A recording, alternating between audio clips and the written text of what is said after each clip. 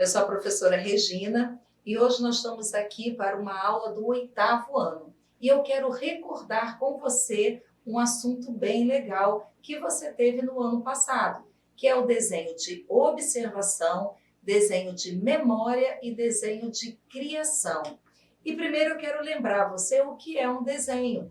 O desenho é diferente da pintura, porque a pintura ela vai usar manchas de cor. Ela cobre uma superfície com a tinta. Então, isso é pintura. O desenho não. O desenho você vai grafar, você vai trazer a forma através do seu lápis, através da sua caneta, através de um nanquim, de um carvão. Então, você vai fazer com risco, com linhas, você vai trabalhar a imagem. Já a pintura não. A pintura você vai usar a tinta para criar uma forma. Então, o desenho você cria através de um contorno. Essa é a principal diferença entre desenho e pintura. E nós temos vários tipos de desenho. Primeiro, eu tenho duas categorias maiores, que é o desenho abstrato e o desenho figurativo. Vamos entender o que é cada um deles. Eu trouxe alguns exemplos. E depois, através do desenho figurativo, eu tenho outras tantas categorias que nós também vamos visualizar. Então, gente, desenho figurativo, ele representa uma figura da realidade, ele representa a aparência da realidade. Eu posso ter um desenho que não seja igual à realidade, como uma fotografia, por exemplo.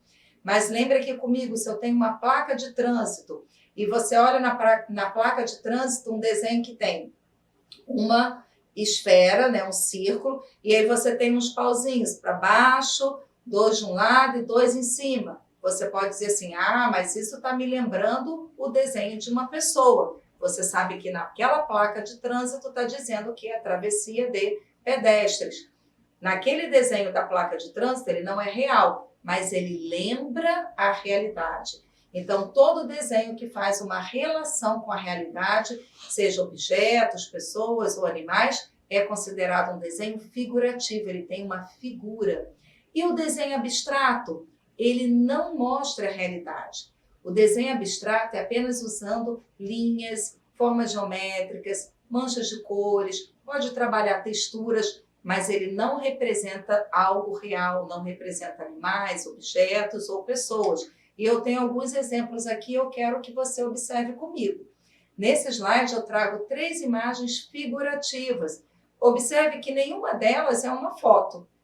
Elas são desenhos, mas na primeira você diz, é um corpo humano. Na segunda, é um peixe. Na terceira, é uma flor. Então, mesmo que não seja uma fotografia, ele lembra a realidade, ele mostra uma figura.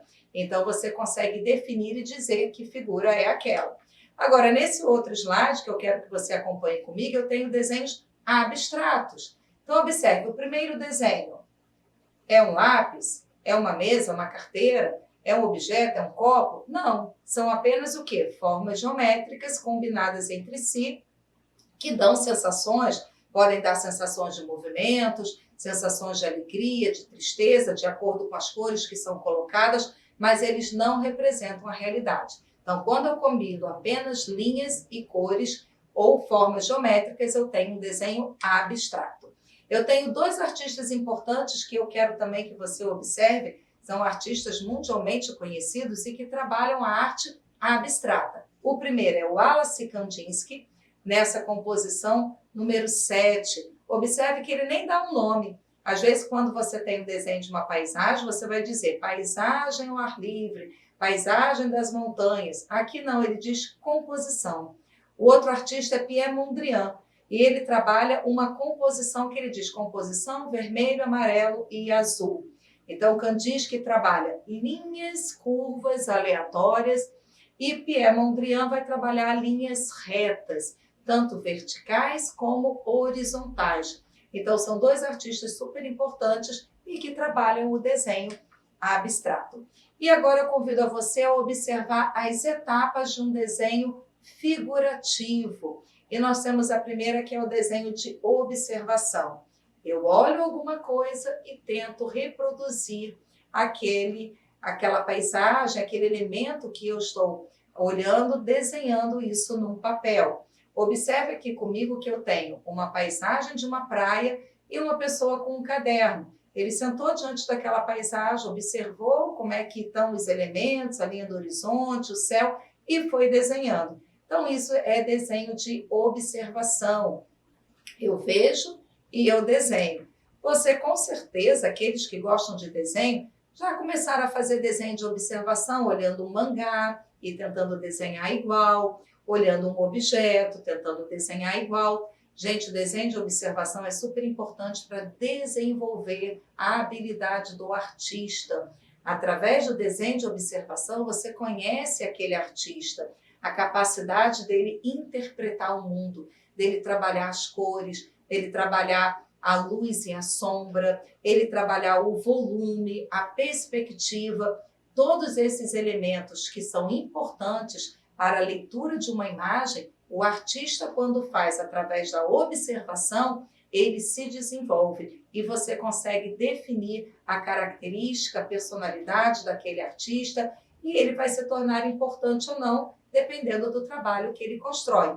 Então, eu acredito que se você gosta de desenho, comece pelo desenho de observação e nós temos alguns elementos, né, antes de desenhar uma paisagem ou uma pessoa, mas algumas dicas para você. Venha comigo. Aqui eu tenho desenho de natureza morta. É o desenho mais simples de observação, gente. Observe aqui que eu tenho uma jarra, um copo, uma flor.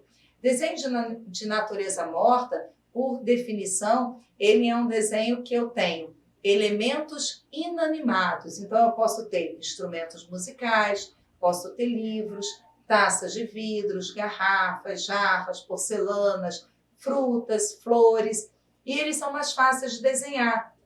Você arruma esses elementos numa mesa e você fica a uma certa distância e a partir da observação desses elementos, então você vai criando no papel, desenhando cada elemento e fazendo a relação entre um e o outro, a posição, tamanho, a luz e a sombra que você vai escolher para poder trabalhar com essa natureza morta. Então, a natureza morta é o primeiro passo para aquele artista que quer ser um desenhista de observação.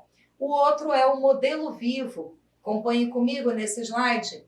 O modelo vivo já diz, né, gente? É a figura humana. Então, alguém posa, né, fica paradinho e outra pessoa, então, tenta desenhar. Nesse quadro aqui que eu mostro para vocês, nesse slide, a pessoa está pintando. Então, através da tinta, ele está criando a forma. Mas você pode fazer isso também só desenhando, só trabalhando o contorno. Talvez fique mais difícil, mas você pode trabalhar dessa forma. E como é que você consegue perceber a medida desses elementos? E aí é uma outra dica que eu digo para você. Por exemplo, você pega a sua mão, suponhamos que esse meu passador seja um lápis. Você estica o seu braço diante do seu elemento e mede esse elemento. Se for uma árvore, por exemplo, você mede a altura, a parte superior e inferior, e esse lápis vai ser a sua referência para o papel. E a partir daquela referência, você vai colocando todos os outros elementos. E aí fica mais fácil de você perceber o tamanho das coisas e não errar nessa proporção. Eu tenho outro desenho de observação que eu quero que você acompanhe aqui, que é uma paisagem. Então, olha, as pessoas estão com o papel de frente de um lugar, de uma paisagem, e pela observação ela vai trabalhar esses elementos. E como eu disse para vocês, vocês com o lápis na mão, vocês podem fazer a posição para pegar as percepções de tamanho, de altura, de distância entre um elemento e outro e transportar isso para o seu papel. Outro desenho de observação, eu tenho um desenho de memória. Você observou a natureza, acompanha aqui comigo nesse slide. Você observou a natureza e ficou na sua mente gravado algumas imagens.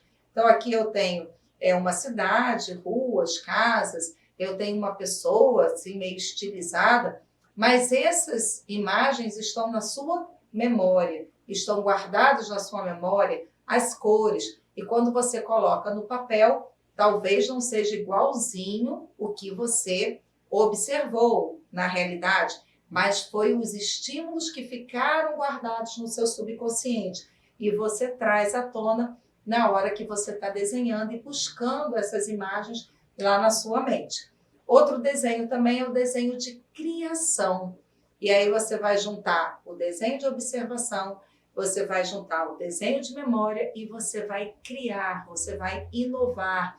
Então você vai trabalhar formas que podem juntar vários elementos.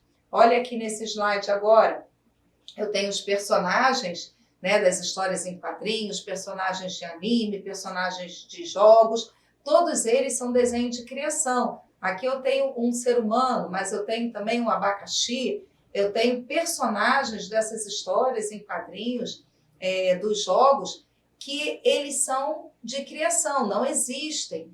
De repente não está na memória porque não foi observado, mas a criatividade daquele desenhista trouxe à tona todos os elementos e criou uma figura nova. Então, um personagem diferente, com cabelo diferente, às vezes com 2 rostos, enfim, vários braços. E aí eu tenho até a mitologia entrando em cena, porque vai misturar seres humanos com animais, e você pode soltar a sua criatividade à vontade.